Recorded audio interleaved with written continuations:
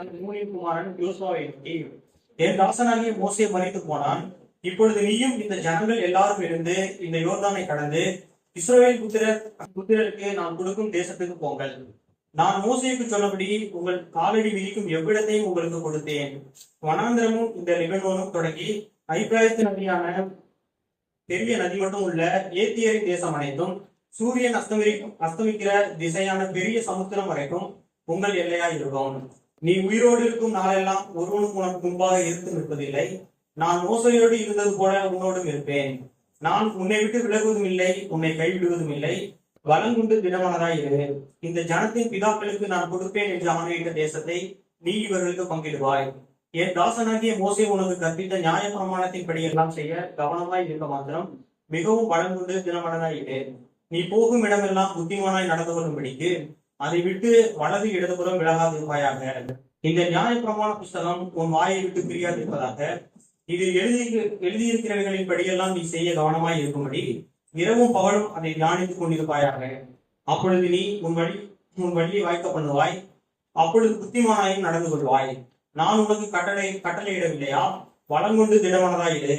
திகையாதே, கலங்காதே.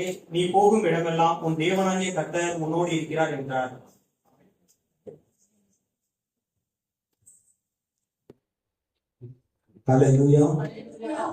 கர்த்தருடைய கிருபையை குறித்து நாம் வேதத்திலிருந்து தியானித்துக் கொண்டிருக்கிறோம்.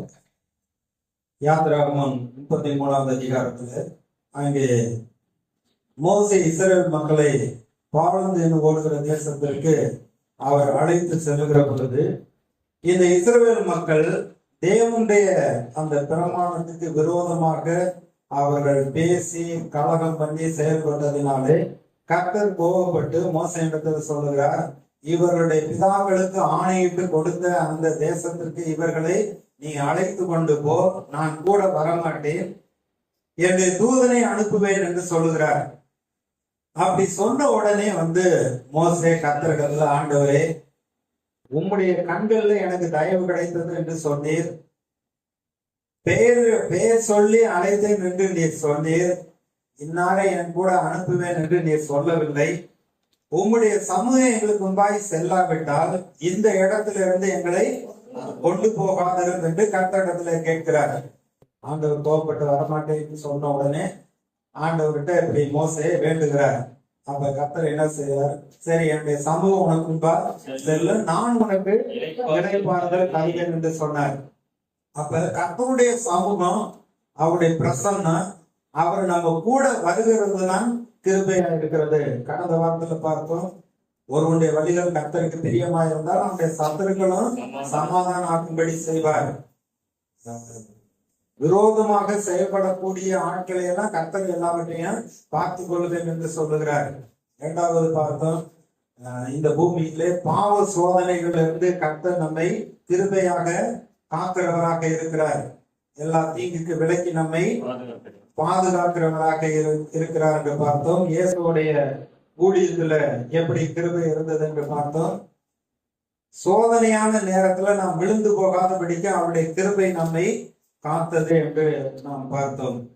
இன்றைக்கு யோசுவாவின் புஸ்தகத்துல முதல் அதிகாரம் 5வது வசனத்துல கர்த்தர் யோசுவாவினிடத்துல பேசுகிறார். நீ உயிரோடு இருக்கும் நாளெல்லாம் ஒருவனும் உனக்கு முன்பாக எதிர்த்து நிற்பதில்லை. நான் மோசே கூட இருந்தது போல உன்னோடு இருப்பேன். நான் உன்னை விட்டு விலகுவதும் இல்லை, உன்னை கைவிடுவதும் இல்லை என்றார்.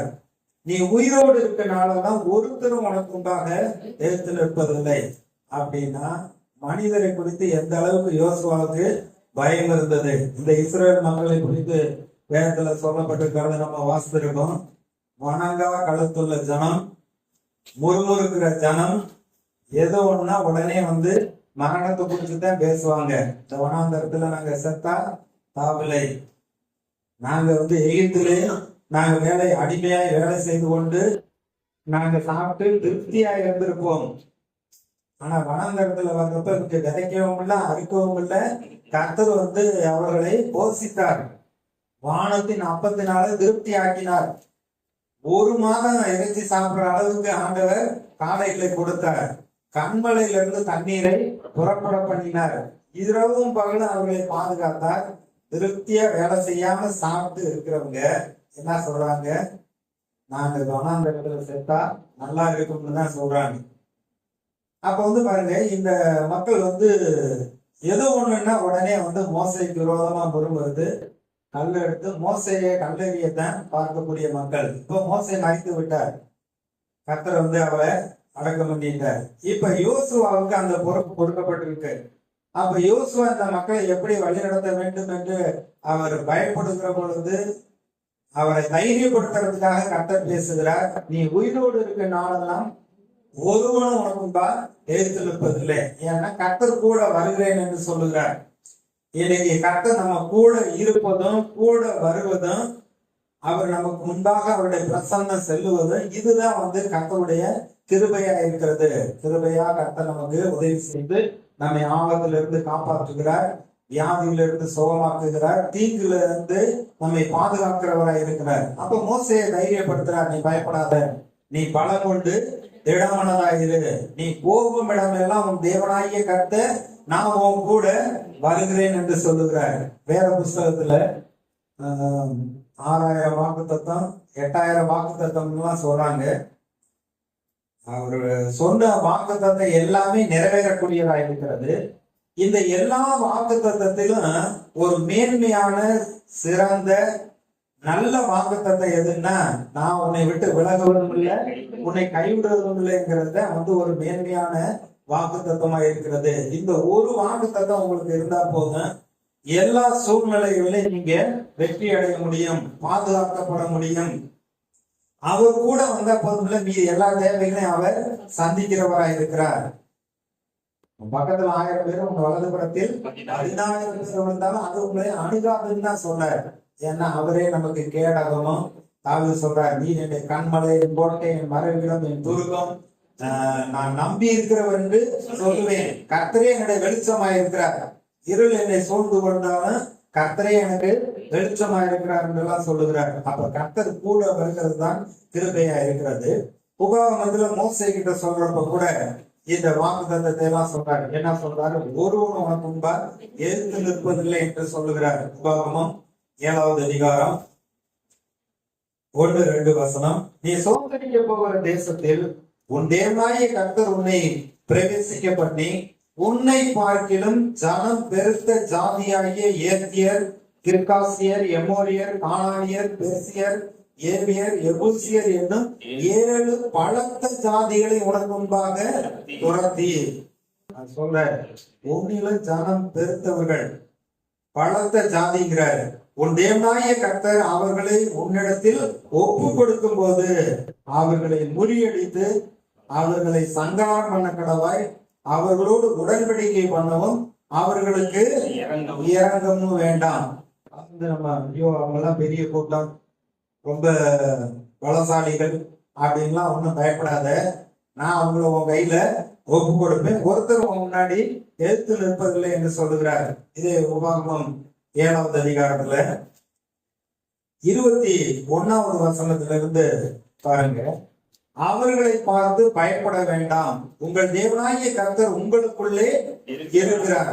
கர்த்தர் நம்ம கூட இருந்தாருன்னா எதுக்கு நம்ம பயப்பட வேண்டிய அவசியம் இல்லை. அவர் வல்லமையும் பயங்கரமான தேவன். ஏதோ சிலுவையில மரித்து கைவிடப்பட்டு மரித்து போன தெய்வத்தை நம்ம ஆராதிக்கல. அவர் 3ஆம் நாள் மரணத்தையும் பாதாளத்தையும் பிசாசையும் வென்றவராக உயிர் தெழுந்தவரை தான் நம்ம ஆராதிக்கிறோம். அவர் வல்லமையும் பயங்கரமான தேவன். அந்த ஜாதிகளை உன் தேவனாகிய கர்த்தர் கொஞ்சம் கொஞ்சமாய் உன்னை விட்டு துரத்தி விடுவார். நீ அவர்களை ஒருமிக்க நிர்மூலமாக்க வேண்டாம், நிர்மூலமாக்கினால் காட்டு மிருகங்கள் உன்னிடத்தில் பெருகி போகும். அடுத்து சொல்றார், உன் தேவனாகிய கர்த்தர் அவர்களை உன்னிடத்தில் ஒப்பு கொடுத்து அவர்களை அவர்கள் அழியும் மட்டும் அவர்களை மிகவும் கலக்கடிப்பார். அவருடைய ராஜாக்களை உன் கையில் ஒப்பு கொடுப்பார். அவர்கள் பேர் வானத்தின் கீழ் இராதபடிக்கு நீ சங்கரிக்க கடவாய். நீ அவர்களை சங்கரித்து தீரும் மட்டும் ஒருவனும் உனக்கு எதிர்த்து நிற்க மாட்டார்கள். அப்ப நம்ம உண்மை உத்தவமா கர்த்தரை சேவிக்கிற பொழுது நமக்கு விரோதமாய் வரக்கூடிய வல்லமைகள், அசுத்தாவிகள் மனிதர்கள் யாரும் நம்மை ஒன்று செய்ய முடியாது. கர்த்தர் கூட இருக்கிறார். ஒருவரும் ஏத்தெழுப்பல்ல. ராஜாக்களை எல்லாம் உன் கையில ஒப்பு கொடுப்பேன் என்று வாக்குத்தத்தம் பண்ணுகிறார். மோசேயிடத்துல சொல்லுகிறார். உபாகமம் 9வது அதிகாரம். மறுபடியும் அந்த வார்த்தைகளை சொல்றார் பாருங்க. இஸ்ரவேலை கேள், நீ இப்பொழுது யோர்தானை கடந்து உன்னிலும் ஜனம் பெருத்த பலத்ததுமான ஜாதிகளை துரத்தி வானத்தை அளாவிய மதில் சூழ்ந்த பெரிய பட்டணங்களை பிடித்து ஏனாக்கின் புத்திரராகிய பெரியவர்களும் நெடியவர்களுமான ஜனங்களை துரத்தி விட போகிறாய். இவர்கள் செய்தியை நீ அறிந்து ஏனாக்கின் புத்திரருக்கு முன்பாக நிற்பவன் யார் என்று சொல்லப்படுவதை நீ கேட்டிருக்கிறாய். ஐயோ, பயங்கரமான ஆட்கள், யாரும் அவங்களுக்கு முன்னாடி எல்லாம் நிக்க முடியாது அப்படின்னு சொல்றதெல்லாம் கேள்விப்பட்டிருக்க. உன் தேவனாய கர்த்தர் உனக்கு முன்பாக கடந்து போகிறவர் என்பதை இன்று அறிய கடவாய். அவர் பட்சிக்கிற அக்கினியை போல அவர்களை அழிப்பார். அவர்களை உனக்கு முன்பாக விட பண்ணுவார். இவ்விதமாய் கர்த்தர் உனக்கு சொன்னபடியே நீ அவர்களை சீக்கிரத்தில் துரத்தி அவர்களை அழிப்பாய். தேவனாகிய கர்த்தர் அவர்களை உனக்கு முன்பாக துரத்தி விடுகையில் நீ உன் இருதயத்திலே என் நீதியின் நிமித்தமும் இந்த தேசத்தை சுதந்திரித்துக் கொள்ளும்படி கர்த்தர் என்னை அழைத்து வந்தார் என்று சொல்லாயாக. அந்த ஜாதிகளுடைய ஆகாமியத்தின் நிமித்தமே கர்த்தர் அவர்களை உனக்கு முன்பாக துரத்தி விடுகிறார். எவ்வளவு கர்த்தர் மறுபடியும் மோசேயின் இடத்துல அந்த வாக்குத்தத்தத்தை சொல்றார். நான் கூட வருவேன். அந்த சூழ்நிலைகள் உங்களை ஒன்று செய்ய முடியாது. எல்லா ராஜாக்களையும் ஒப்பு கொடுப்பேன். மதில் சூழ்ந்த பட்டணமா இருந்தாலும் அதையும் நீங்க பிடித்துக் கொள்வீர்கள். அவங்க எல்லாரையும் உனக்கு முன்பாக துரத்தி விடுவேன் என்று கர்த்தர் வாக்கு பண்ணுகிறார். உபாகமம் 11வது அதிகாரம் 25வது வசனம். உங்கள் முன் ஒருவரும் எதிர்த்து நிற்பதில்லை. உங்கள் தேவனாகிய கர்த்தர் உங்களுக்கு சொன்னபடி உங்களால் உண்டாகும் பயமும் கெடியும் நீங்கள் மிதிக்கும் பூமியின் மீதங்கள்லாம் வரப்படுவேன். பூமியின் மீதெல்லாம் வரப்படுவேன். எந்த காலம் வைக்கிறீங்களோ அந்த பூமியின் மீதெல்லாம் நான் வரப்படுவேன் அப்படின்லாம் சொல்றாரு. பயமும் கெடியும் நீங்கள் மிதிக்கும் பூமியை அந்த ஜனங்களுக்கெல்லாம் உண்டாக்குவேன் என்று சொல்றார். ஒருவரும் எதிர்த்து நிற்பதில்லை. இத்தனை வசனங்கள்ல கர்த்தர் மறுபடியும் சொல்லுகிறார். இன்னைக்கு மனிதனுடைய வாழ்க்கையில எதுக்கோ பார்த்து நம்ம பயப்படுகிறோம். ஆனா பயப்பட வேண்டிய அவசியம் இல்லை. கர்த்தர் வாக்கு பண்ணி இருக்கிறார். ஒருத்தர் எதிர்த்து நிற்பதில்லை. அவங்கள உங்க கையில ஒப்பு கொடுப்பேன். இப்படி ஆண்டவர் நமக்காக யுத்தம் பண்ணுகிறவராக, நமக்காக காரியங்களை செய்கிறவராக இருக்கிற பொழுது அவரும் ஒரு சில காரியத்தை நம்ம கிட்ட சொல்றாரு. அவர் கூட இருக்கணும்னா அதற்கேற்றபடி நம்ம பரிசுத்தமாக இருக்க வேண்டும். உபாகமம் 20வது அதிகாரம்